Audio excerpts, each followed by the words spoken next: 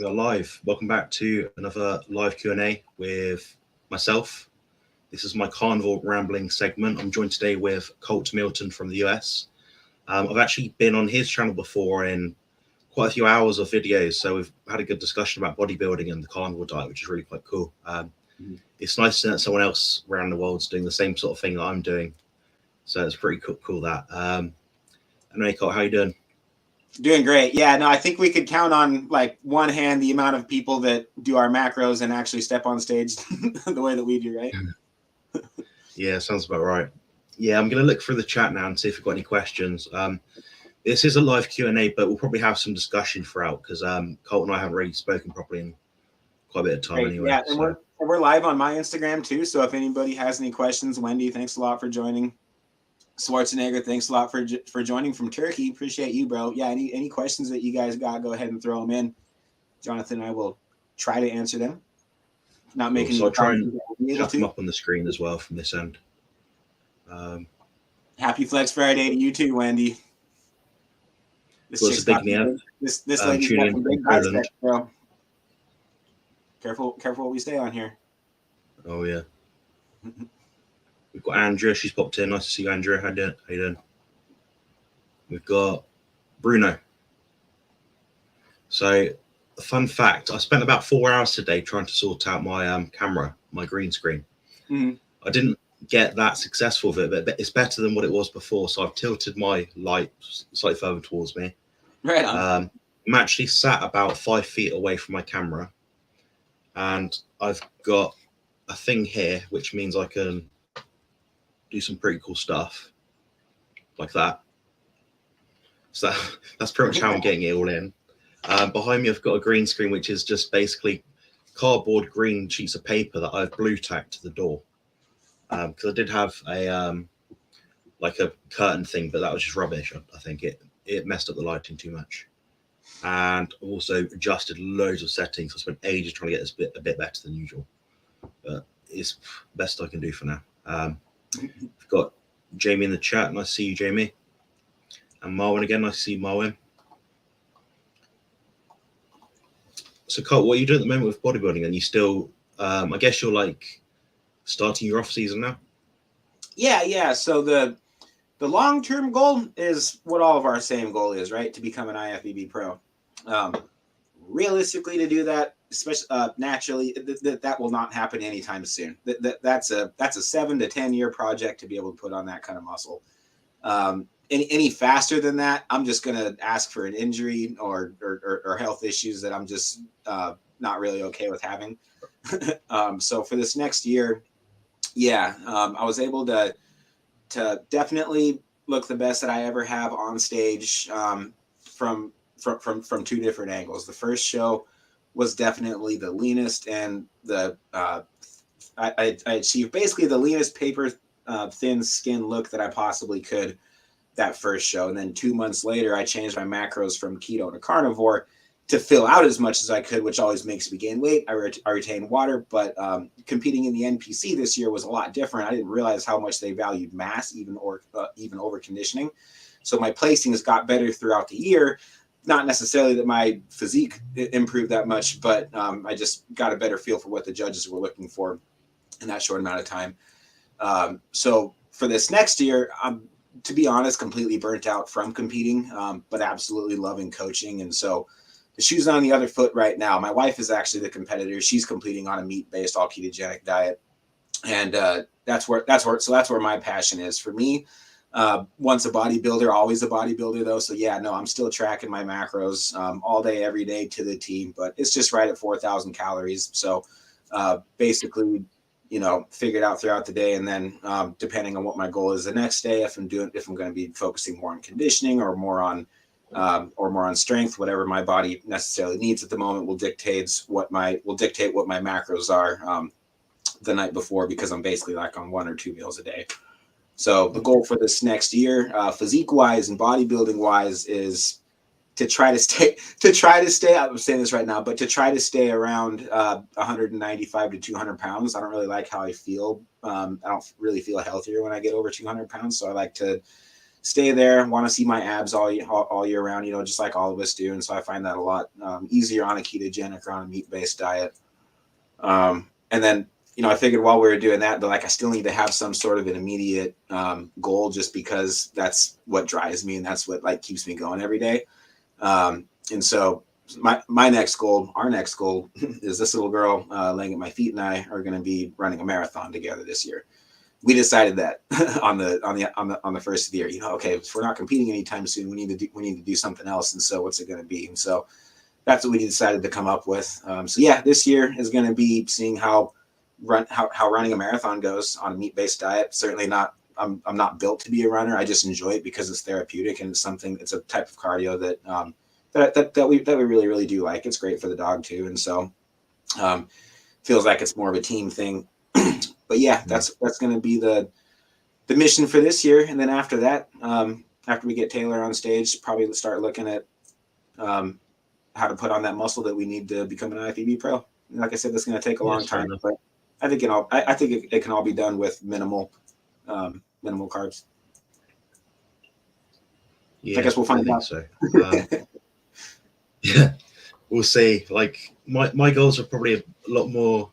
As always, they're less significant than yours. They're more small because I've just had surgery. So my goals are maybe for the next 6 months or so. You had back surgery, right? Yeah, my spine fused, decompressed, disc taken out, replaced, rods put in, bolts put in, spinal canal opened up, all that sort of thing. So pretty fun stuff. So I can walk reasonable distance.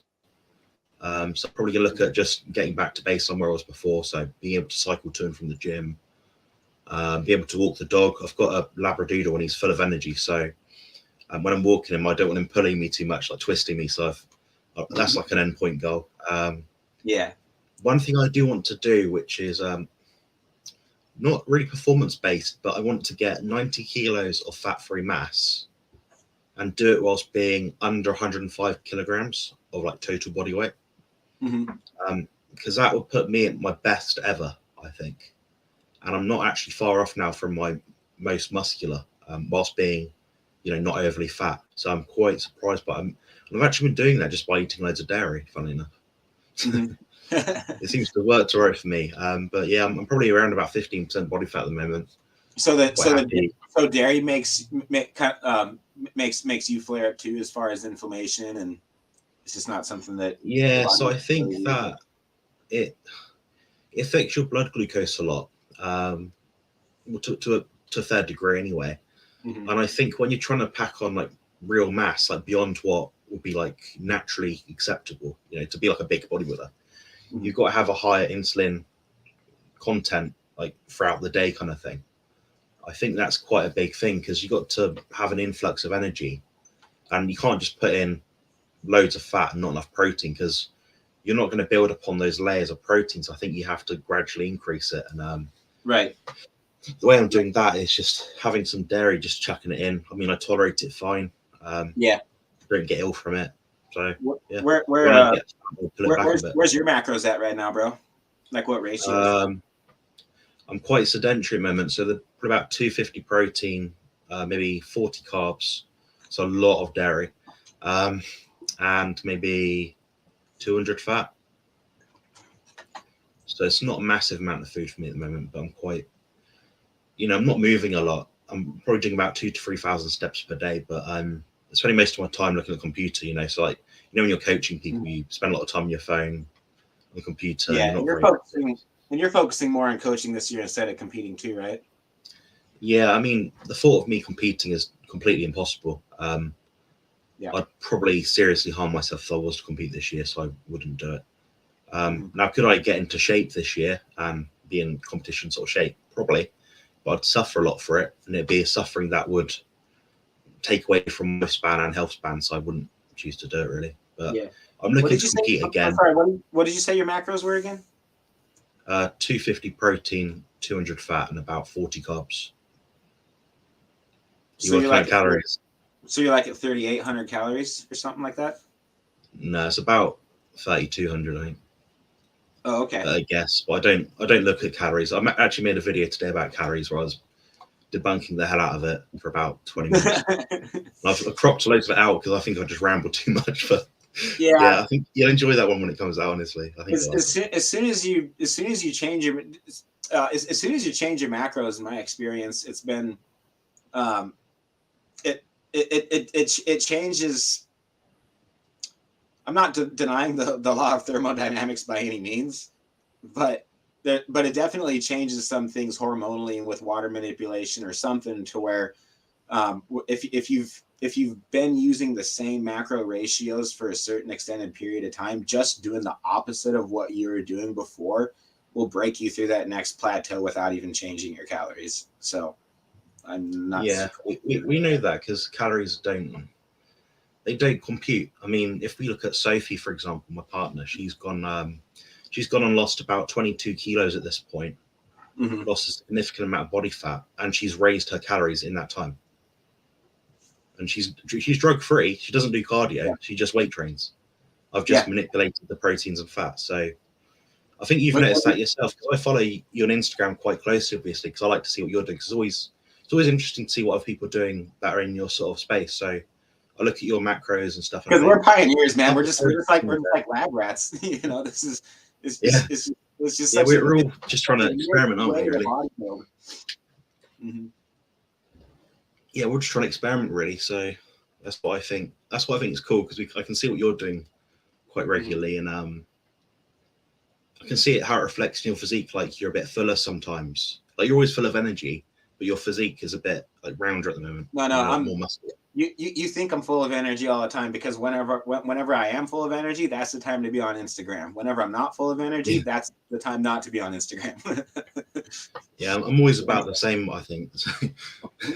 Yeah. Do you reckon we should get to some questions? I don't know if you've got any. Whatever you got. Thanks a lot for joining, bro. Thanks a lot for joining. Leo, I don't know why I forgot your name off the top of my head. Sorry, bro. It happens when I'm live sometimes. Hi Lambs, how you doing? Hi Sandra and Andrea and Rick. We've got Rick in the house. Rick's been following my channel now for a very long time. Same with Andrea and Lambs and who's Rick? What's Rick's last name? You won't know Rick. So Rick is he is Charger Mopar on YouTube. Okay, so I thought it was Carnivore Rick. Different Rick, sorry.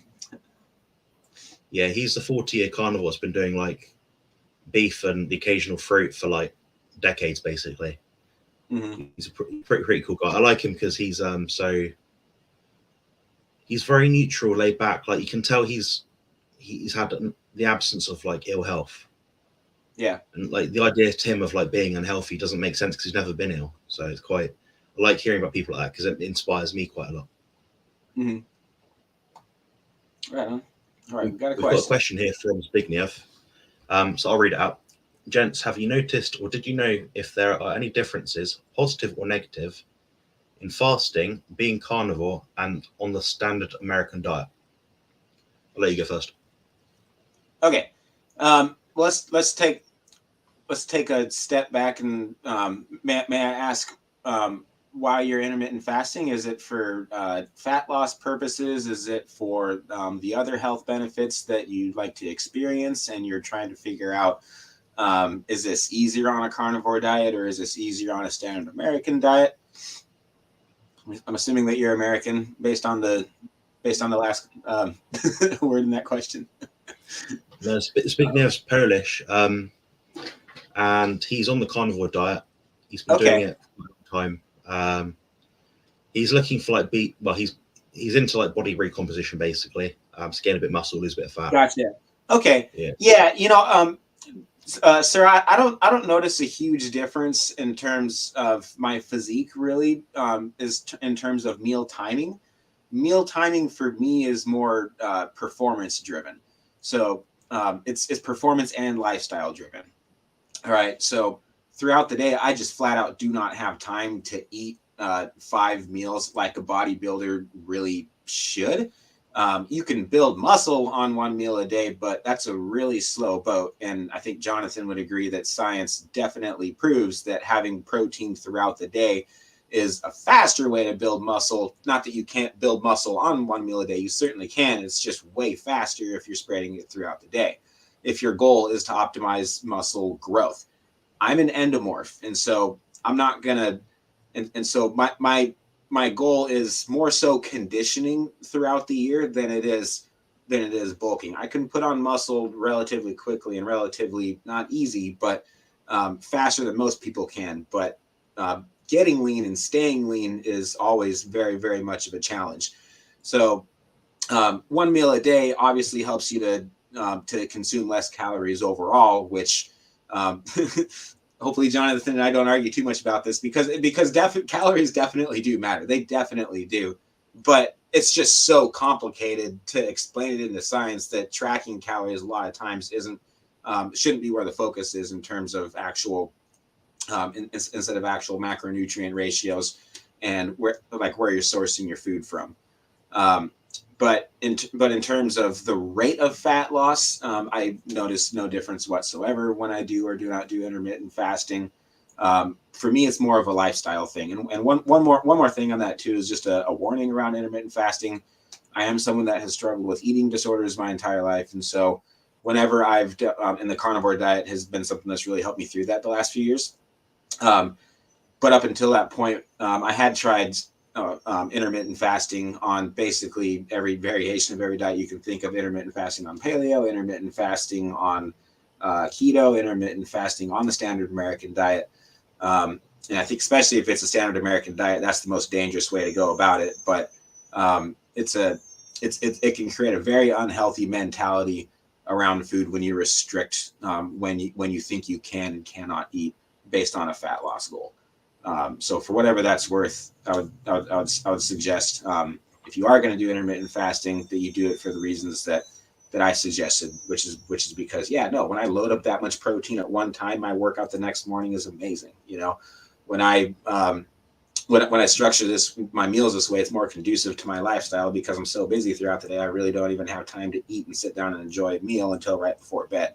So those are in my experience, healthy ways to approach intermittent fasting. If the goal is just, I wonder if this is going to help me lose weight faster, that's a recipe for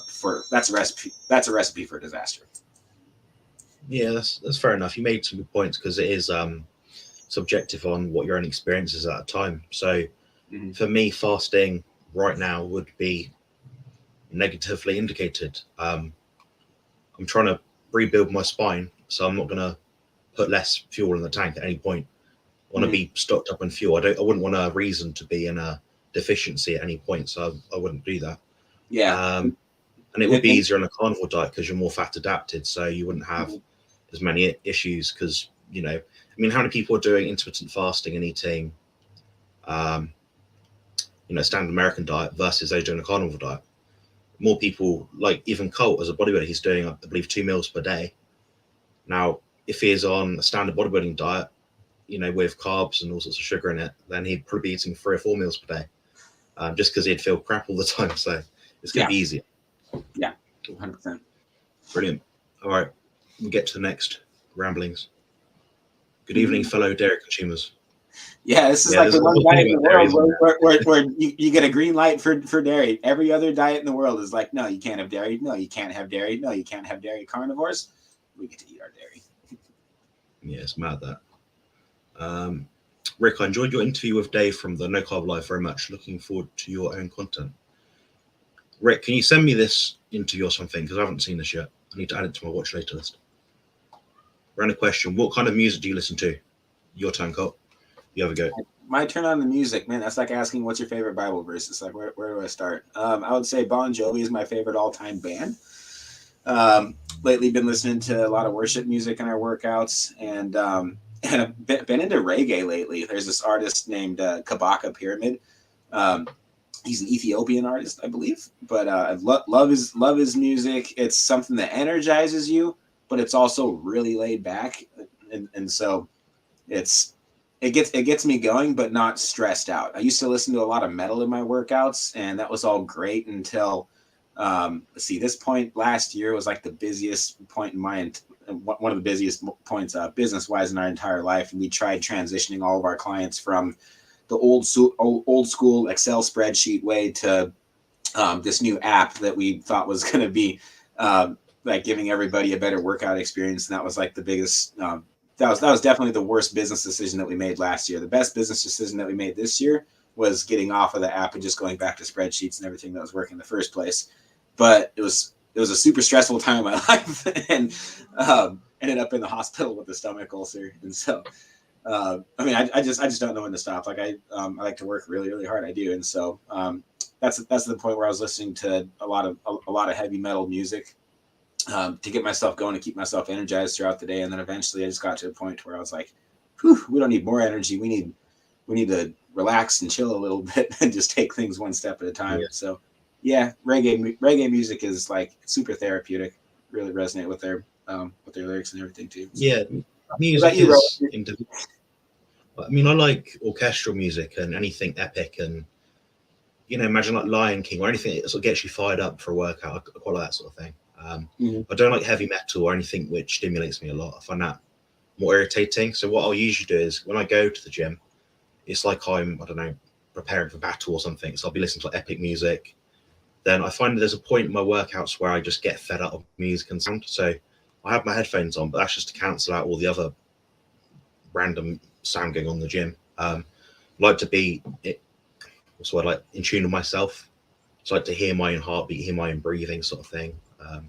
That's kind of the way I train, because I'm not one of those people that sort of go nuts when they train. Like when people see me train, they see I'm focused, I'm putting intent into what I'm doing. It's a lot of control, and that's more enjoyable to me. But then you'll meet someone like my brother, Carl, so he'll be listening to like heavy metal and rock and all this sort of stuff, and that gets him going. But then that's his training style. He's more explosive, that sort of thing. So I guess it depends what you're into. But during the day, I listen to anything really, but I don't listen to music a lot. I find I'm quite introverted, so I like to be alone with my thoughts, sort of thing. Yeah, I'm an introvert too. Okay, we got a question from Wendy in Evelith. Yeah, I think it's Evelith, Minnesota. She would like to ask, do you ever get cravings, and how do you handle them? Do you know the saying for women, give me chocolate and no one gets hurt? Ha. I love it. Okay, so do you ever get cravings, and how do you handle them? You know what? This is Wendy and I are pretty tight, and she's we've talked a lot on this subject, and so I think she'd benefit more so from hearing what you have to say. She already knows what I have to say. Yeah, sure. I'll say what I've got to say, and if you can add anything on, that'd be useful as well, probably. Right. So I don't eat chocolate because it gives me horrendous headaches. I've got about 1 kilogram bar of Toblerone over there that my dad buys me for Christmas every year, and it's not even unwrapped yet. And I will just look at it throughout the year, but probably never eat it. Toblerone is the best chocolate, bro. There's not a lot. I did used to enjoy it, to be fair. Which variety? The dark one or the white or the white one? I like the white one personally. You like the white one first? Ooh, you're racist. I like the sugary, sweetie sort of stuff. But with like cravings now and anything like that, I find that. Well, someone asked me recently, like, if you could go back in time and change your diet, like, how would you start the carnivore diet a bit differently? I would have. Hey guys, thanks for joining us on Instagram. Any questions you got, just fire away. Cool. Carnivore Rambling. Yeah. He's talking about how to beat cravings. Actually, he's talking about the sweet cities. We haven't gotten to that part yet. I'm excited to hear how you're going to get from Toblerone to fixing sweet cravings. Yeah, so I would have. What's the train of thought now? I would. Someone would ask me like, "Oh, what would you do to change your diet?" And if you're doing the carnivore diet, like I don't know, long time ago, what do you would have changed to make it differently now? I would have cheated really hard at the start. I would have went nuts and like had all the sweets, all the chocolate, everything that would make me sick. That would have been enough deterrent for me to think, all right, I never need to do this again, because the days after you feel horrendous. So for me, it takes about 3 days to detox. So that's probably what I would have done. Sorry to interrupt you, bro. You're on a heck of a rant, but I just want to say Rick just joined. I thought somebody else was you, bro, and then when you joined, I was like, oh heck yeah, Rick's joining us. So anyway, this man's going to compete on a meat-based diet within like the next year or two, right?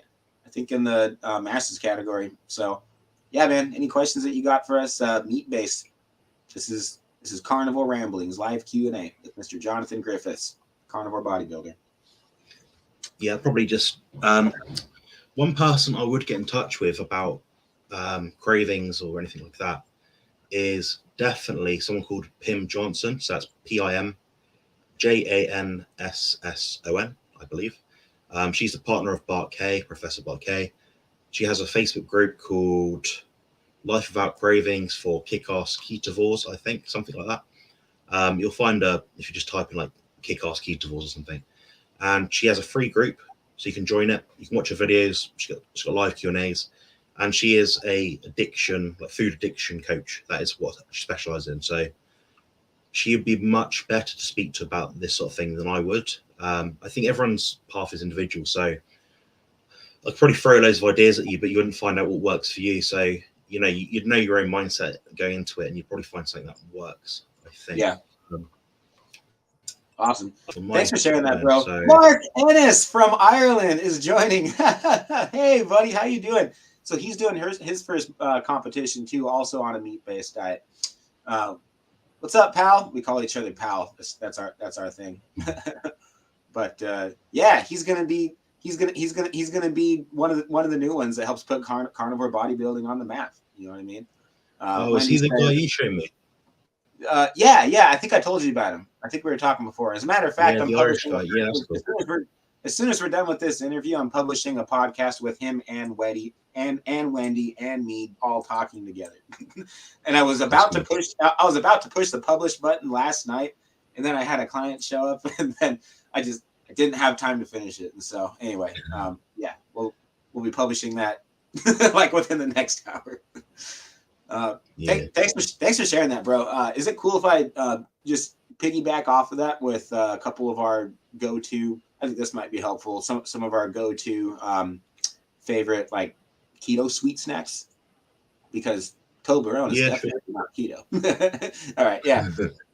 So keto brick for performance. All right. So if you're a sweet tooth like early in the morning kind of person, keto brick. I mean, it is they are kind of pricey, but they're invented by the keto savage, and so he's kind of the one that put carnivore bodybuilding and keto bodybuilding on the map. And so I figure like if I'm going to spend extra money on something that I know is the best performance product that I can have and the best kind of meal replacements best meal replacement bar that I can have on a ketogenic diet, I'm going to buy a keto brick because I just love everything this guy does, and I want to support it the absolute best that I can. Right. So in the mornings, keto brick. That's a really good, very clean source of fuel that isn't 100% meat based, but it's just a good clean product, and I've never had any issues with them. And then in the evening, if you're like an evening sweet tooth kind of person, Taylor and I both like Lily's chocolate. You can get that at like any grocery store, at least here in the United States. And then Celtic sea salt bars. Wendy, we're kind of like meat and salt nerds. We're obsessed with salt. But these things are definitely pricey, but the ingredients are as clean as you can possibly get. They're loaded with potassium. I mean, it's a very, very healthy food, but it's definitely like a delicacy, which for me is kind of nice because it's like, okay, I'm not going to overconsume it because it's so darn expensive, And like when you're talking about sweet cravings, you're definitely talking about emotions and food, and so this is all important stuff to consider. And then I'll typically have something like that if I do have some sweet cravings before I eat like my big actual dinner, because then I've already taken care of the sweet cravings with something that I know is going to trigger my appetite even more.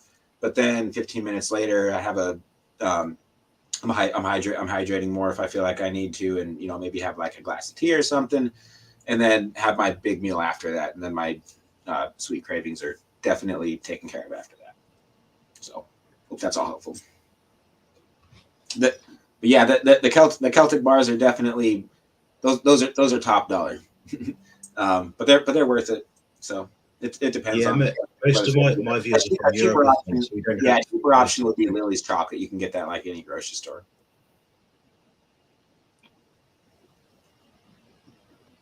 So, Colt, what did Zion do when you were on stage? At which show? Because she's been with me at every single show this year. Thanks for asking, whoever. Thanks for asking a question about Zion too. That was Andrea. Oh, Andrea, what's up? Hey, thank you for that. Okay, yeah, she. Okay, at the first show that was on September 10th, she was when I was on stage, I would give her the command to stay, and then first thing I did when I came off stage was rewarded with a treat, and so I did that over and over, and I did like five. Yeah, I did 5 categories my first show, which was a lot. I think it was more categories than anybody else did at that show. It was my first NPC show, so I just wanted to try every single category. So she knew the drill and she knew what to do. She's my emotional support dog, for those of you that don't know. Being a business owner and having a couple kids, like, man, there's some points to where just petting a dog sometimes and taking some deep breaths and like having a quick little prayer is kind of what gets me through the next hour if I get too stressed out. So yeah, having her backstage was super helpful. And then the next one was in Omaha. That was a fun one. So took her on the plane and everything. She was great there. Basically the same thing, same drill at the last 2 shows. Yeah, same thing, same drill. So she just would hang out and wait for me until I got back. That's pretty sweet. Yeah, most people. I always find most people are weird backstage. Like, they're quite rude over here. I always find that. I don't know if it's the same in the States, but people are quite like, there'll be like one barbell and like one bench. The same guy will be hogging it and he won't share it. And it's like, you do realize it's not your barbell and your bench, or I could just kick you off any given moment. Yeah. You always got. We got a few of those guys over here. Backstage at the NPC, I think, was my favorite experience. Just like as a competitor, it's a lot of people and there's a lot of opportunity to make friends. But yeah, no, there's always a few people that are way too carried away, way too intense and in their own zone. And it just to the point to where it makes everybody uncomfortable. But I mean, whatever. We're all in like basically our underwear backstage, and so you can't get too worked up or take any of that too seriously, in my opinion. I just think no, my whole goal and attitude backstage is always to have fun, to be cracking jokes, and to be kind of lighthearted about everything. And even having Zion with me, that keeps the cortisol levels low, keeps me looking hard and dried. And I mean, you can see it in your face and in your entire body when you're stressed out. And that's not the one look that you have on stage. Yeah, I think that's the same. I wasn't the one petting Zion when I was nervous. There were like 30 other people that were in line. I'm dead serious. I'm not kidding. Like she was there for all the rest of the competitors that were nervous as F too. Yeah, I always find that I'm not really anxious until the show's badly run. And generally all shows are badly run over here. So it might be that they'll say you'll be in on 20 minutes and you actually be on in like 2 hours. If you're getting spray tanned, it won't be like, oh, you're in 20 minutes. It'll be, you could be in on 20 minutes and ship spray tan, or like 3 hours, like minutes before you go on stage. That happened to me. Or like you don't get the spray down when they get the wash on you, sort of thing. Like the sparkly stuff. Yeah, I always find it stressful, and it's not because I enter it in a position where I'm in a high stress state. It's because things happen and it's like out of my control. You spend all this time like preparing to. You're in control because you have your food, you do all the things in preparation. Then things outside of your control get in the way, and it's like, oh, this is really annoying. I'm trying to find my podcast notes for Jonathan Griffiths, because they're not for Jonathan Griffiths. I'm sorry, for Joe Craymond. Do you know who Joe Craymond is? Have you ever heard of him? Yeah, I looked at his video and I think I followed him on the Instagram application. Yeah, okay, and you probably saw my interview with him too then. But I was going to try to pull up the list of federations that he's competed in and see what your take on any of those were, because he definitely has his ones that he enjoys and ones that he doesn't enjoy as much. Man, that guy is huge. you two are probably the biggest, most muscular guys in the UK. I don't know. There's a lot of pros that are like 5 stone heavier than me. there's some enormous people, but they don't compete a lot of the time. But I know a guy, I've got him on WhatsApp, and he's as big as like any IFBB pro, like, you know, like a top tier show, but he just doesn't compete. So there's lots of monsters out there, but they just don't compete. But so, Sophie said hello, by the way. Hi, Sophie. Thanks for joining. Wow, two She's of my favorite folks in one podcast. Oh, well, who are you? Please tell us your name. Stefania Mariso. Well, thanks for saying that. She's physique. Well, she wants to compete in physique. Cool. Are you gonna go? Are you gonna go high protein or high fat? I think. Well, I think she's going to do a high fat approach, just because of her own circumstances. But good choice. Rick said, "I'm still discovering new personalities in the carnivore community. I've been on the phone with a customer and trying to watch this video at the same time." Yeah, Rick. So Rick's in Florida, so he's like your end of the world pretty much, and he can never get the signal right. So he's trying to watch my videos at like lunchtime his time, and he's always like busy outside, and he works outside. So he's got like screens everywhere around his house so he can watch my videos. Yeah, it's pretty cool. Right on. So he asked, "Can someone please explain to me why anyone would buy those keto bars or shakes or any of those processed foods? I guess as the oddball, I only eat meat, yogurt, cheese, and occasional non-sweet fruit." That's a question for you, I think. You want to hear my answer first? Yeah, you go. Okay. Excellent question, first of all. That depends on the person as to whether that would be as to whether those types of products would be helpful and beneficial in their diet. And so I'm going to assume that you are looking to optimize muscle and to have as little fat as possible. You want to look good and you want to be the healthiest version of yourself, right? If I'm assuming all those things correctly, Mr. Rick, processed keto bars, shakes, all that kind of stuff, 99% of it, you're absolutely correct, and you'll be certainly healthier without it. Your gut will feel better. You'll have a better, I hate this phrase because it's so cheesy, but relationship with food.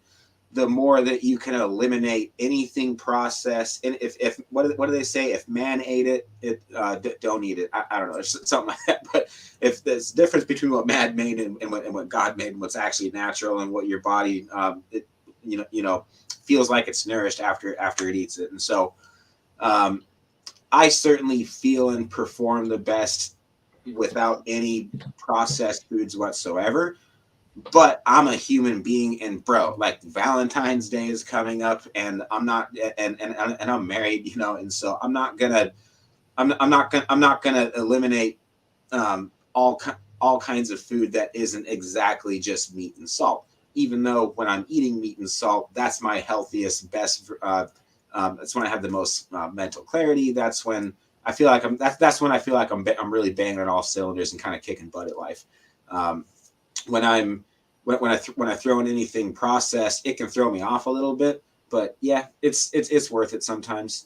It's worth it, like on a date night, or if I'm really craving something chocolatey, having like a Celtic sea salt bar or a keto brick. Those are two very, very clean options that are still ketogenic friendly, but processed foods certainly should not be, I believe, the basis of anybody's diet. I think everybody's diet, whether it's meat based or not, should be at least 80 to 90% healthy, clean foods that your body agrees with, whether that includes carbs or not, because one size doesn't fit all. Some people do perform and feel better on carbs. That's great. It's good for you. It's not me. But yeah, I don't know. I hope that answers your question. Yeah, that's fair enough. Like, it depends where you're coming from. So, like, most of my clients have severe autoimmunity. Like, all of them have at least one autoimmune disease. So they're not going to be having foods that are perhaps like less optimal than like a standard carnivore diet. Now, people like me and Colt, we can probably get away with it to some extent. Like we exercise a lot, and therefore we expend a lot of energy. So we might find a benefit from eating more of these sort of foods. Now, it might be that, if you're someone with a sensitive gut, you're not going to tolerate these foods. Some, despite what claims are, that some nutrients are leached out of processed foods, regardless of how clean they're meant to be. But it's a case of, if you can tolerate it and you enjoy it and you can build a healthy diet and not rely on them, like Coulter says, then I don't see it being a big problem. Now, do I have these things in my diet?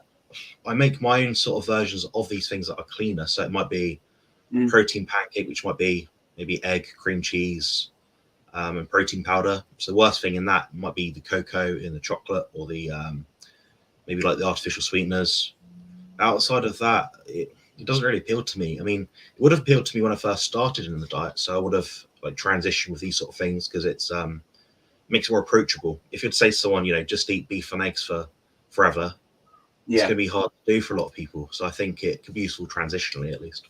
Right, and if you do eat nothing but meat and salt, I mean, it's just it's a hard diet to sell. It really, really is. Like nobody really likes the idea of not being able to eat and having to restrict, if you want to call it that many different types of foods, to eliminate yourself to only eating meat and salt. But if you do, your attitude towards food really changes, and you can do a lot with it. You can change the meat you're eating, you can change the seasoning you're putting on it, you can change the type of salt, the texture of the salt. I mean, the sky is really endless when you think of all the different combinations that you could make. I'm a math and a numbers guy, and so I usually think of things this way. And so thinking of it more of like an inclusion diet than it is like, oh yeah, no, this is a diet where you get to eat pork. You get to eat pork belly. You get to eat bacon. You get to eat dairy. Like, these are all, you get to eat all the things that the world markets against. It all comes down to marketing, right? Yeah. Just adding to that, he said, Rick said, good answer. I guess because I live alone, it's easy to just eat meats, dairy, or whatever I find in the yard, especially the duck eggs. Yeah, I found that as well. So when I was at university, so when you had like the winter break or the summer break or whatever, and I'd stay at the university dorm, the house, whatever, I could stick to my diet perfectly because there wasn't any other food in the house. I just had what was in front of me in the fridge, and I'd eat that, and it wouldn't be an issue for me. I wouldn't have like this urge to eat anything other than whatever I was eating at the time. Now, when there's other people in front of you trying to persuade you to have a bite of their chocolate bar or something, or whatever it is, it becomes more challenging. So I guess part of it as well is like surrounding yourself with like-minded people. Mm-hmm. Absolutely. Speaking of like-minded people, Ian Hilly, what's up, bro? We just had like an hour and a half long phone conversation. Speaking of people from Florida, he doesn't live too far from there, North Carolina, but he is the head researcher, I believe, at Celtic Sea Salt. So we were just talking about Selena's chocolate bars and how those are super helpful for what's up, bro? How those are super helpful for sweet cravings. So they're not in a lot of our clients' budgets, and so that's why we haven't added that to our inventory yet. But we want to put that on our website for sure, like maybe on our next PO. But thanks for working with us on that last PO too. That was a lot of fun. We do have another question over here, but I think we have a question on your end too. So I don't know which one you would like to take first. But Mark Ennis asked the question. You go. Got it. All right, let me pull it up here. Mark, Phil, hey, thanks a lot for joining, bro. All right. Opinion on reps in reserve versus failure sets. Thanks a lot for asking that, man. And then somebody said something funny like a couple comments later. What is reps? I don't count reps. The last part you said, it depends on who it is. Yeah, I mean, sometimes I count reps and sometimes I don't. I've been doing a lot of time under tension lately and a lot of blood flow restriction. So like today's workout was it was 10 minutes of blood flow restriction with the bands on, and then and just doing like various arm exercises to where at the end I could barely move my arms and I was just curling with the hockey stick, which like weighs not even a pound, right? So the pump was out of this world, and it does a lot for your body, mind, and soul. Like there's a lot of science behind blood flow restriction from a therapeutic standpoint. So that's kind of been one of my favorite ways to start the day, really. And then the rest of my workout was 15 or 16 sets of chin-ups, just chin-ups. It feels good on my lower back. I felt like working back today, and I'm not stepping on stage anytime soon. So that's about as much time and energy and thought I had to be able to put my in my physique today. But in terms of sets and reps, Mark and I have been talking about this before. Both of us have noticed that, and this isn't rocket science, but both of us have definitely noticed as of lately, tracking our calories so closely and being so in tune with each other on our own personal workouts, that the more volume that we do, the more sugar cravings we experience, and the less volume that we do, the less sugar cravings we experience. Sugar cravings aren't good when you're on a meat-based diet, right? But I get them because I push myself hard. I really, really do. And there are a lot of workouts where I do overtrain. Mark has been helping me to kind of cool it. He's 15 years older than me, so he's been helping me to kind of cool it and take it one day, one workout at a time. But yeah, in terms of muscle growth, I've been finding that less is more. So if I have like 25 working sets, for example, and I really get my money's worth. I mean, I'm talking they're either going to failure or they're going close to failure, but it's only 25 sets compared to what I used to do, which was 40 or 50 sets, thinking that doing that many sets over and over and over again was going to contribute to muscle growth. Today might be a bad example, but it's good to do a little bit of German volume training here and there, I think.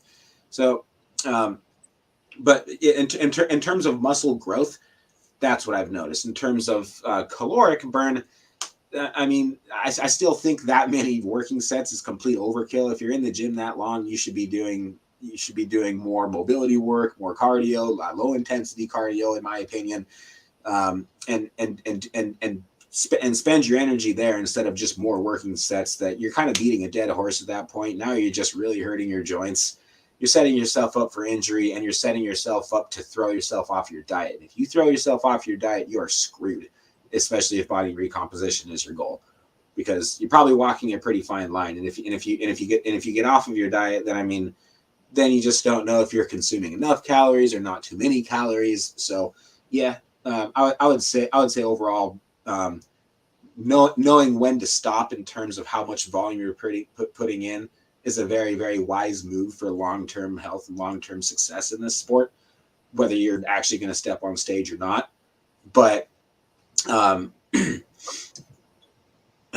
where was I going with that? Yeah, I guess less is more is what I'm trying to wrap everything up with, to summarize. Yeah, I found the same thing. It's not so much less as in, I'm sure you mean it this way, like I'm not sure it's less as in work less hard, but it means work hard in an effective amount that your body needs to progress. That amount will vary between people. So I know people that do 2 workouts every 8 to 9 days, and I know people that do maybe 4 or 5 workouts a week, like I do, with 90 to 95% of the sets to muscular failure. When you're training at that sort of level, you're only doing about 10 to 15 sets. Yeah, and if you're doing more than that, you're just eating yourself up. Exactly. I think Dorian Yates would agree with you. Like it sounds like I just got lectured by Dorian Yates right now because of your accent. Like the accent, but to me, it's definitely an accent. But yeah, my accent's like southern, really, not Midland. But like back in Arnold's time, you know how it was a thing like 5 years or whatever before it was Dorian's time. I mean, they were doing 30 to 40 working sets, and everybody trained with higher volume. That was kind of the thing. And then Mark adds, 100%. 1 and 2 sets to failure is all that you need. The much volume, unless you on the juice, his recovery process will be limited. So, yeah, I mean, I hate getting into this, but like we do have to take a step back and be real and go, okay, are performance enhancing drugs involved or not? And especially as a natural athlete, those recovery days, I mean, you just can't survive without them. You can't keep up with the elite level athletes, whatever you want to call it, because there's some more supplementation involved on that end of things. Yeah, I think the same. I think there's although the principles of like gaining muscle are the same, as in train hard, recover properly, eat enough. Mhm. I think that there's going to be a margin of error that you can eat yourself into when you are using performance enhancing drugs. So you can almost overtrain to a point. You might have that maybe. I couldn't put a number on it, but maybe like a 10% either way, where you could get the same result as the middle group, but you could do 10% less or 10% more, and you'd still get the same effect.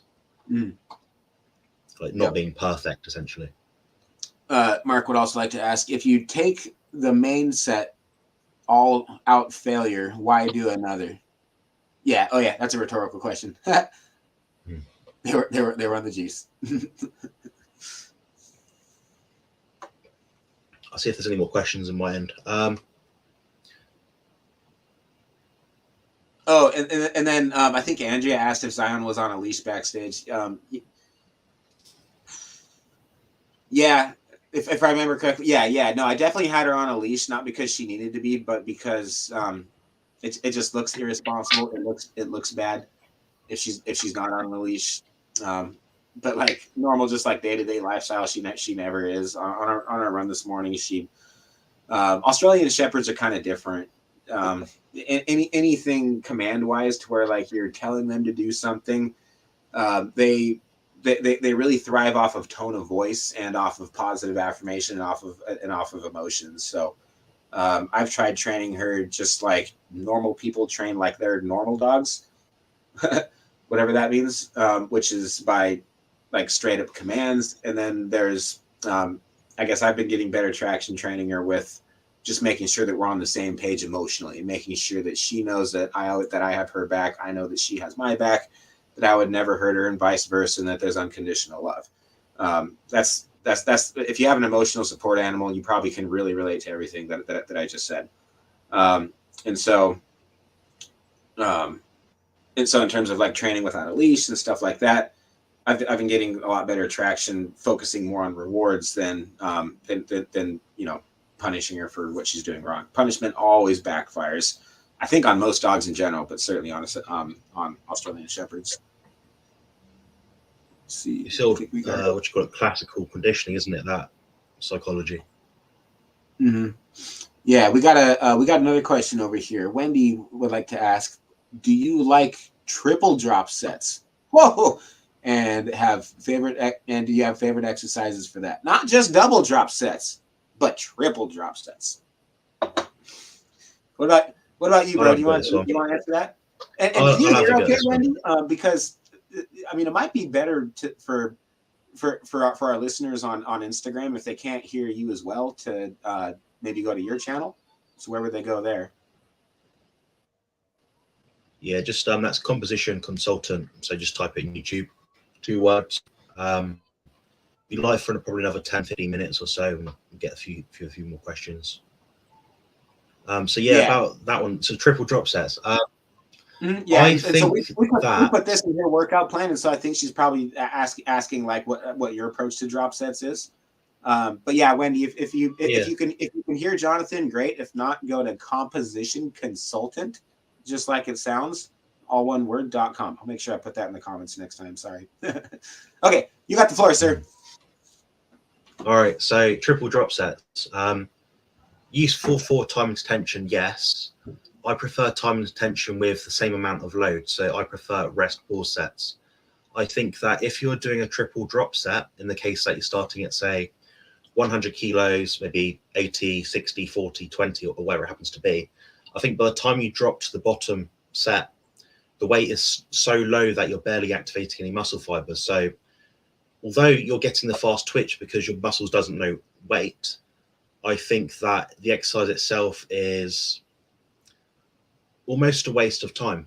I think that it's more useful to do the same weight, but have a rest between each set. So that's a cluster set, a rest pause set. Now you can use a rest pause set in the way of reducing the weight if it is like a double maybe. It's good in the way that if you're using, say, a pin loaded machine, so you've got the big weight stack, you plugging it in basically, that can be quite useful because you can work out, okay, I'm going to drop it by 2 plates each time. Yeah.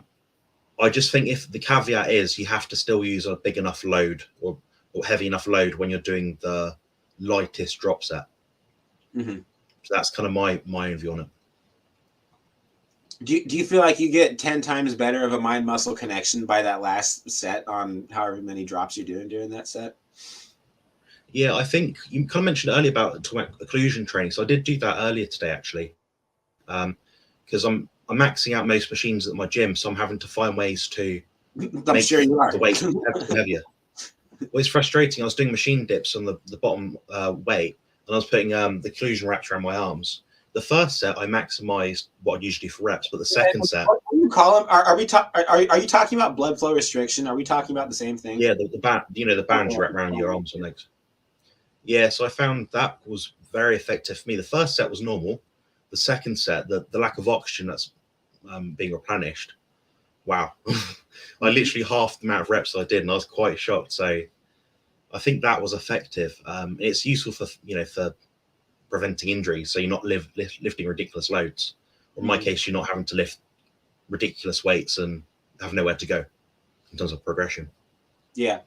When Wendy said, "Lucky, thanks for joining." What's up, sister? Wendy says, "Yeah, I can hear you, Jonathan. Big thank you and appreciate your information." Lucky, welcome aboard. Any questions that you got for Jonathan? He is a carnivore bodybuilder. I'm sure you're very, very well familiar with him because you've heard him on our show. But yeah, any questions you got for Jonathan? He is available right now. We're live on YouTube. We're gonna have to zip through a few of these because we've a lot of my tuners get fed up by about an hour and a half into this. Yeah, Lambs was ill eating cake apparently. Poor bloke. So Colt, what's your take on fasting? Fasting, yeah, we just had this conversation.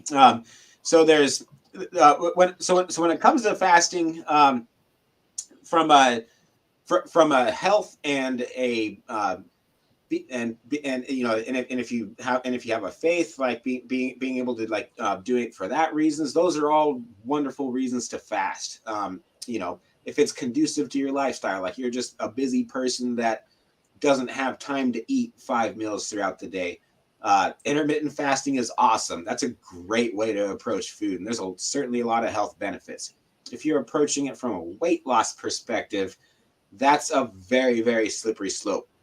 I've struggled with binge eating, with purging, with making myself throw up, and going completely overboard before I ever had a coach, and really, really screwed up my health in a very serious way. And so it's taken years to get over that and to get past that.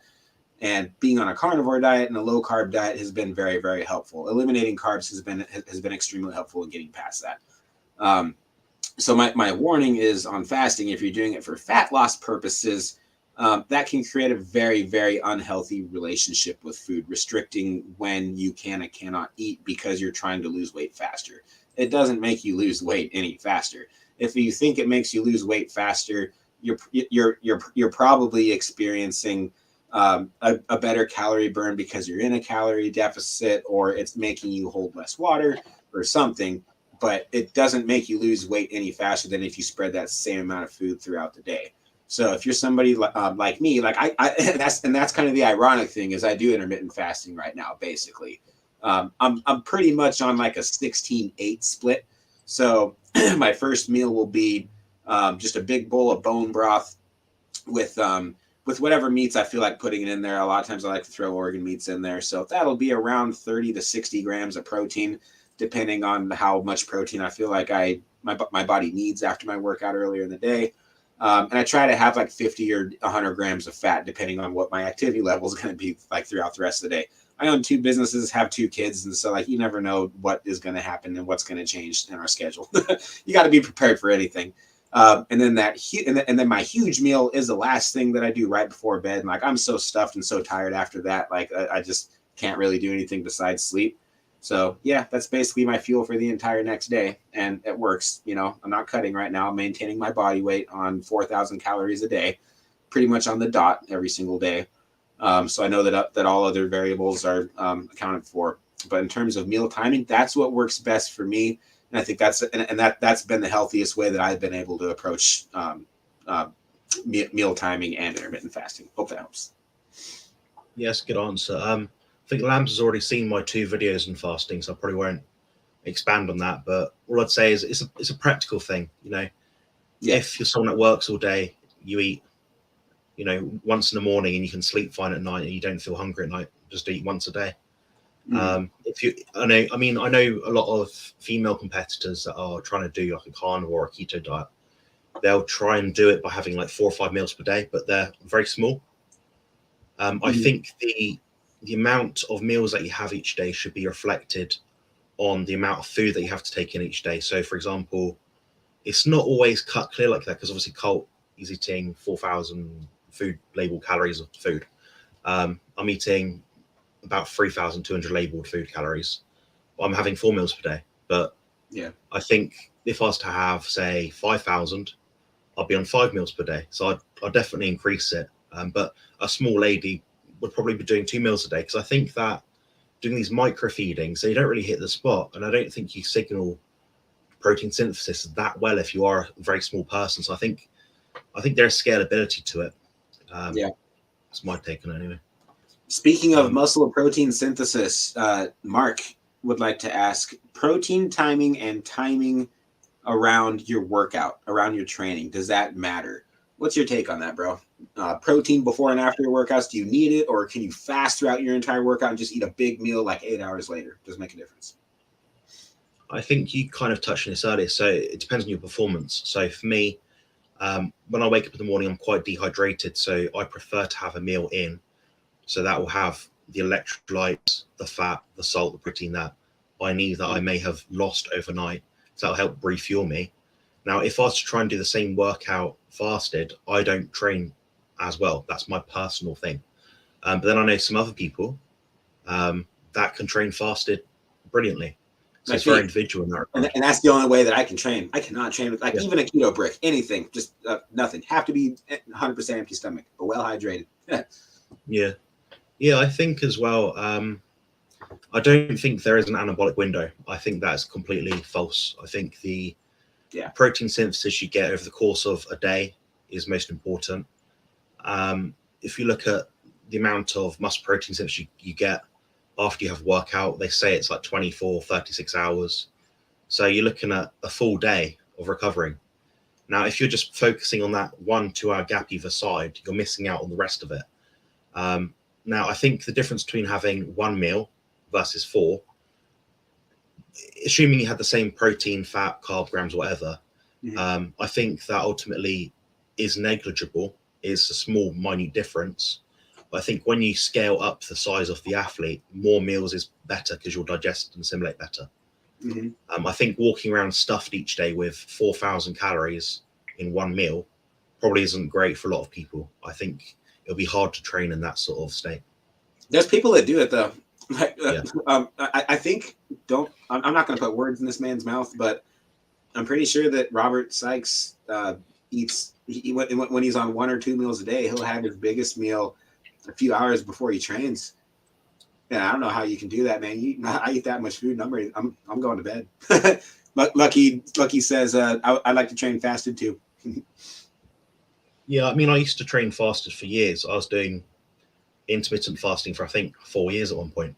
I got benefits at the time, but now that ship has sailed. It's not appropriate to me. It's not a useful tool anymore. So I've changed the tool set. But then for other people, it is still a useful tool. So these things can be phased in and out. I don't think there's any sort of clear-cut rules on, when to eat really. I kind of think of it as like as how can I be most productive? Digesting food takes a lot of energy, and so I know that science shows that for whatever reason you're not supposed to go to bed on like a really full stomach. But for me, it's such a big reward from a hard work day, and I just love eating steak. I love eating meat. I really, really do. And so having that reward at the end of a hard work day, for me, it's therapeutic. And then when I go to sleep, it's like, okay, I don't have energy to do anything else, and so I might as well digest all this food at one time. I don't know. It just makes me feel really efficient, and then I wake up, nice and full because all that protein just got converted to glycogen through gluconeogenesis. So that's one of the reasons I like to work out in the morning too. Full, kind of in a fasted state, and energized. I think that's sensible. Yeah. I mean, my first meal is always eggs with cheese and a glass of milk or kefir or something. Mm-hmm. That hydrates me very well, gives me salt, gives me fat, gives me protein, and that's essentially it. Yeah. That seems to do the job for me. But then I might say that now, but then 5, 10 years down the line from now, I might be a bigger or a smaller athlete. Right. My needs might change, so I might be doing fasting again. Who knows? So. Yeah, and that's the crazy thing is like what works one year may not work the next year for you. You know, and you're the same person, and what works at what works like for one show may or may not work for the next show. So Mark would like to say, yeah, my biggest meal is okay. Mark is saying my biggest meal is an hour after training, and if I find that I eat heavy before bed, the sleep is poor. When I train, those nutrients will be used better. I think I understand what you're saying, Mark. Yeah. So see here again, it's preference, and that's what we're trying to nail down too with Mark, because I'm doing Mark's macros, and so what we're trying to nail down is the meal timing and how we can still get them to get the results that I'm seeing as far as when those macronutrients are timed and how to be your biggest and fullest and perform the best in the gym, kind of like on a high carb diet, because it's glycolytic, even though you're not using carbs, because it's not keto. And so for him to do that, he is in ketosis too, by the way. So he's in a bit of a both of us are in a bit of a hybrid spot between keto and high protein carnivore, where we're trying to get as much protein and glycogen in our workouts as we can, but still be in ketosis, because then you kind of have the best of both worlds. Cool. Do you know how you can use when you use the gluconeogenesis pathway? Do you know how many substrates there are? What was that last word? I'm sorry. Substrates? Do you know how many substrates there are? See, this is the problem. Like, you guys are 10 times smarter than me, so you got to talk about it. And like, you got to remember that I play Legos with my kids every day, man, and I'm a bodybuilder and I eat nothing but meat. So I'm not the most educated guy in the world. No, you're pretty smart. Just look up gluconeogenesis after this, and you'll see it's a bit more than just protein. Okay. I think you'll find it useful, and you'll see what I mean.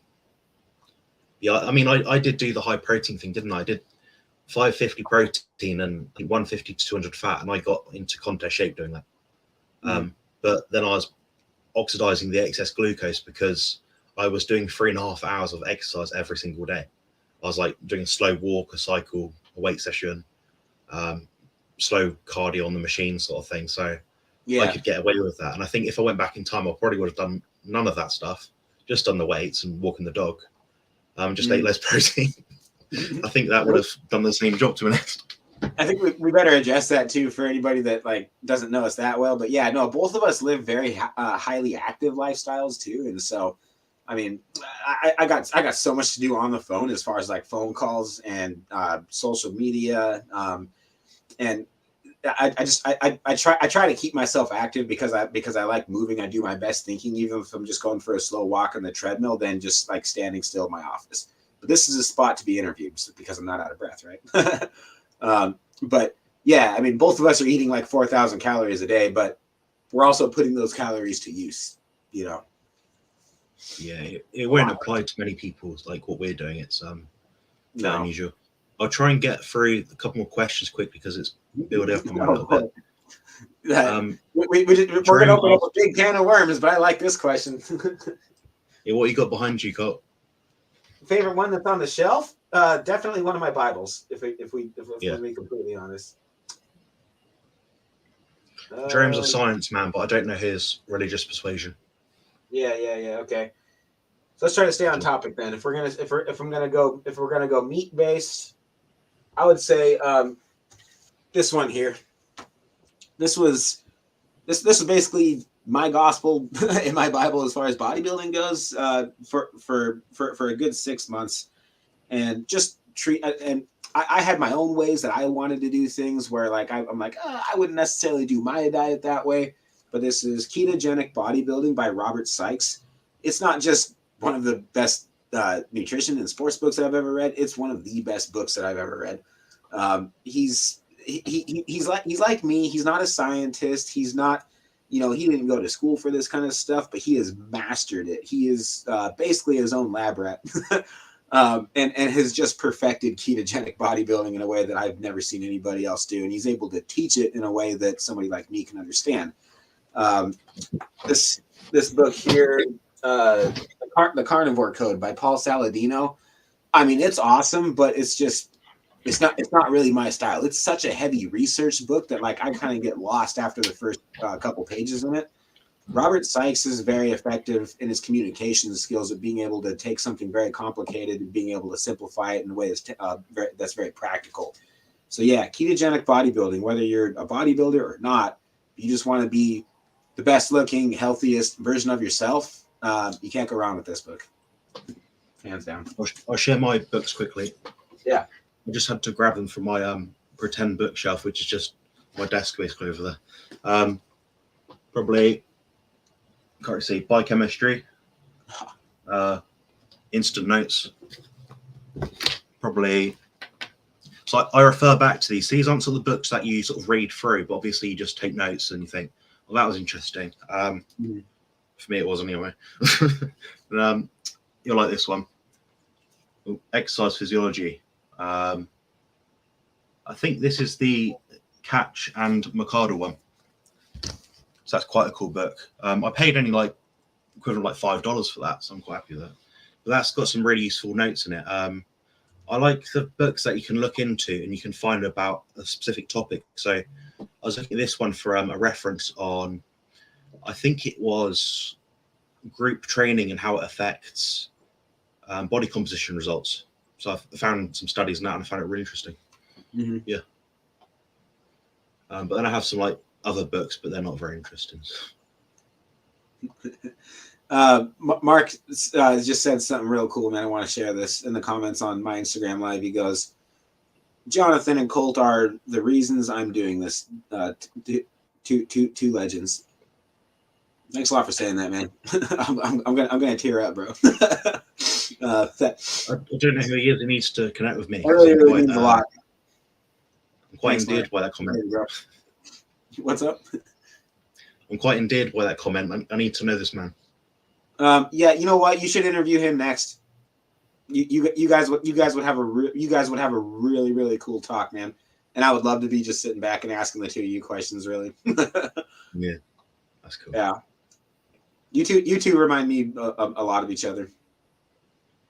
Yeah, I don't meet many people like me, so I'll be quite interested to see how that pans out. Because it might be that he's a brilliant guy, and I think I got nothing in common with him. Yeah, but you sound 10 times smarter though, just because you're British, anyway. I think that helps. I think it makes you sound like much more intelligent than what you are. My brother's got a question, by the way. Okay, real quick. Wendy just says maybe Jonathan can go over to Washington for the November 5th competition. Let's go, Mark and Taylor. Yeah, Wendy's gonna come over and watch and shoot some videos with us too. She'll be in the best shape of her life at that point too, for sure. She's been seeing some very, very good body recomposition. So anyway, thanks a lot for that too, Wendy. I'm looking forward to that. It's gonna be fun. But yeah, you should come over too, bro. And just record videos with us and be a part of the party. Because all of us look up to you. You know that. All right. Well, your brother Carl's got a question. Carl asks, do different body parts need different rep ranges? I heard calves and abs need higher reps and more frequent training than, say, thighs and hamstrings. He said, thanks, John. So I'll answer it first, and obviously you have a go. So I think there's an element of safety you have to apply when training different body parts. So, for example, doing one rep of a heavy deadlift or squat will probably kill you if you're not doing it properly. The margin for error is a lot lower. But I don't think that you need to go, say, 20, 30 reps for calves and abs. I think ultimately you need to trigger muscle protein synthesis for effective training. And the way you do that is getting to the point in your training, your lifting, where your muscles are quite literally tremoring when you're moving the weight. When you get to that point and you can no longer perform the concentric phase of the movement, so the lifting part, that's usually the part where I think, okay, I'm going to stop this here. I'm going to rack it or drop the weight, whatever it is. I think a safe repetition range for most body parts, unless of course you've got a major knee injury, which I know you do, Carl, sadly, then it might be 6 to 20 repetitions. I think if you can do 6 repetitions, you need to make sure that they're to failure. If you're going to do 20 repetitions, you need to make sure they're to failure.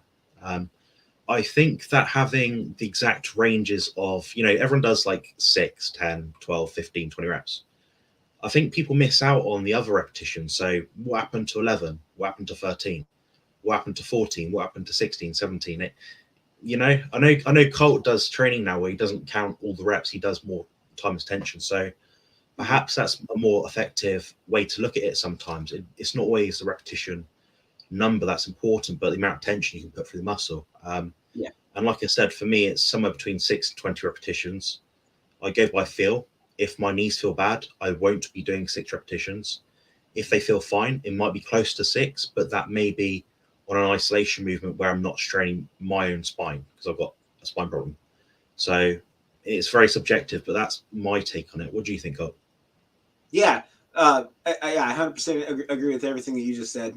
My rep ranges are a little bit different. I guess I'll just piggyback off of that and just kind of throw out where my typical rep ranges are per body part and why. Let's just start with the head down, right? So if you're doing a full body workout and you're like, okay, what rep ranges should I be working on for these handful of body parts? If we're going to leave other techniques like time under tension and that kind of things aside and just talk about optimal rep ranges for certain body parts. This has been my experience. So shoulders, high reps, they're stabilizing muscles, right? I'm never doing anything. I'm never doing anything for the front delts because if you do bench press, there you go. Like you've already got your front delts work. Do you train front delts, bro? Not directly. I'll do a loading movement because it seems to be more effective for me. I find as soon as I start doing an isolation movement, like a disc raise, I get impingement. So I'll just be doing a press really. Right. But you definitely do side laterals though, just not front. I do sides, yeah. Because you got to do the front. You got to do. That's the one exercise that like has to be in everybody's workout plan if you're training for aesthetics is a side lateral. There's no way around it. Like you can build shoulder mass, but that side delt is so critical for that V taper that you really want to be doing side laterals. So side laterals would be your first exercise, and that should be around 15 to 20 reps. You're going for higher reps there. Rear deltoids, same thing, same category. Let's see, arms, biceps, 10 to 12 reps. Triceps could be the same thing for isolation moves, but I get better results for triceps on things like dips and heavy compound lifts. So when we start talking about triceps, like a close grip or a reverse grip bench press with heavy weight is, somewhere around from 5 to 8 reps is typically where I like to go for that. I don't really train chest. Not that I have a pro chest by any means, but it is definitely one of my stronger body parts. And so I'll do chest like once or twice a week, and do a lot of shoulder work. Back, I like to go around 8 to 12 reps, more so on the 8 rep end of size because there's so many fast twitch fibers that I get the best back growth the heavier that I train with back. But I like to have a good like 8 to 10 reps to be able to get enough blood flow. So that's kind of my thought process around that. Quads, I've been doing nothing but high reps the last 6 months. I can count on one times the amount of on one hand the amount of times that I've actually squatted heavy, and I'm still seeing great muscle growth and great hypertrophy on my legs. My quads are probably my strongest body part right now. And I hammer them. I like quads. I just kind of like being the quad guy, and my hip flexors are definitely where I have the most competitive edge from a bodybuilding standpoint. So I try to take that and run with it, and I'm doing just fine with high reps, not doing anything heavy. Hamstrings definitely respond better to heavy work, and so I like to do my hamstring curls like around 5 to 10 reps. I feel like it's safe, but it's not too heavy. And then glutes. I don't train glutes as much as I should. I'm just going to be completely honest, which is why I hired a coach for my wife that is really good at training glutes for her show. Because that's like the one body part that is the most important for women that I do not know how to train very well. So that's been helpful, getting her some more glute work. But yeah, I guess I don't know on the glutes. I don't know what to tell you there. Calves, I don't know what to tell you there either because I don't train calves. I'm very genetically gifted in the calves, and I do a lot of running. But I've heard that high reps is kind of where it's at for calf growth. Yeah, I think if you can rationalize what your idea of a good rep range is in your head, you can apply intensity to it. You know, it's challenging. I don't think reps really make that much difference as long as you get the principle is that you're training effectively. It's hard. Yeah. There's progression. And what works for one person's body may not work for somebody else. We're all made fearfully and wonderfully with a certain amount of fast twitch fibers and a certain amount of slow twitch fibers, and you can't change that. That's all genetic. Colt, do you remember this? I do. Yeah, it's good to see it. Yeah, I've got it on my wall behind me of my little. Thanks, man. My ropes in the other room. You know the skull. What do you call them? The deltoid desolator. Skull cables. Yep. They're cool. Skull bells. Yeah, they're cool. I like them. Thanks. Mark, you're getting yours too. Remember, as soon as that salt order gets in, I'm shipping all your salt and your cable attachment. It'll probably take like 3 weeks to get there. The international shipments are crazy.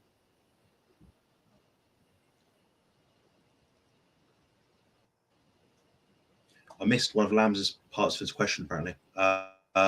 4-day water fast to get rid of a lot of inflammation worked incredibly well. Can play as Qatar again, no more cheating for this guy. Yeah, I think that fasting is effective when you go off the bandwagon. Go off the rails. I think that's probably why a lot of people do it. But I think you can also build unhealthy habits by doing it. So you cheat on your diet and you give yourself permission to. Then you think, I can just fast it off, the inflammation. So it's a useful tool, that's for sure, Yeah. Jerome likes you, apparently. He says he's impressed with your post-it notes. I'll be right back. I'll show you something. Well, you know what? No, I don't even need to leave. I've seen Colt's some books are insane. Yeah, I don't read books, bro. Like I'll get hung up on a page for like a couple days until I understand it and move on to the next one. But like, I can't just read and retain anything. Like I'm pretty sure I have ADD or ADHD or I don't know something. But you've got to find meaning in what you're reading, otherwise it doesn't really. Yeah, like I gotta know exactly what I just read before I move on to the next. Before I move on to the next page. Yeah. So Rick and I have the same views about calories. He said, do either of you really believe that combusting foods in a bomb calorimeter is really an accurate measure? I eat 3,000 to 6,000 calories a day, do no exercise and stay skinny.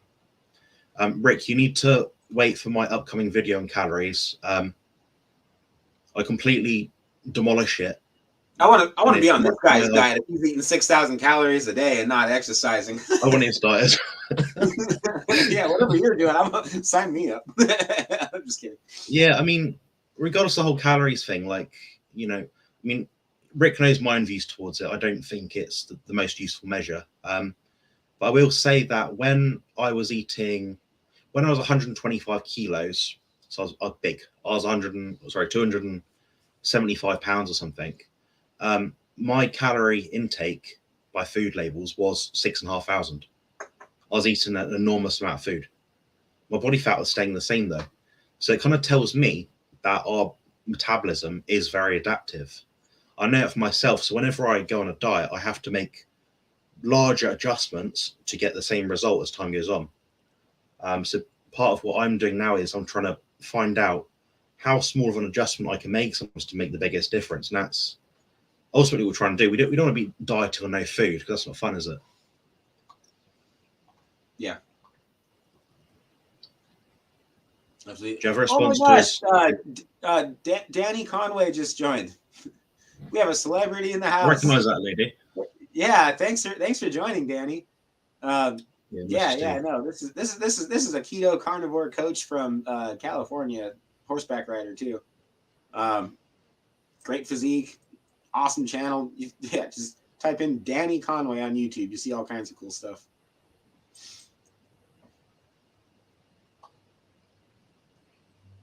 Rick said the Heart Attack Grill makes a quadruple bypass burger that is a lot like one I make, except my buns are made from pork rinds and eggs and cheese. It sounds like a lot of food. My brother went there, I think I told you before, and he had like the single stack burger, like the most basic thing you can order there. That's brilliant. He could barely finish it. It sounds bomb.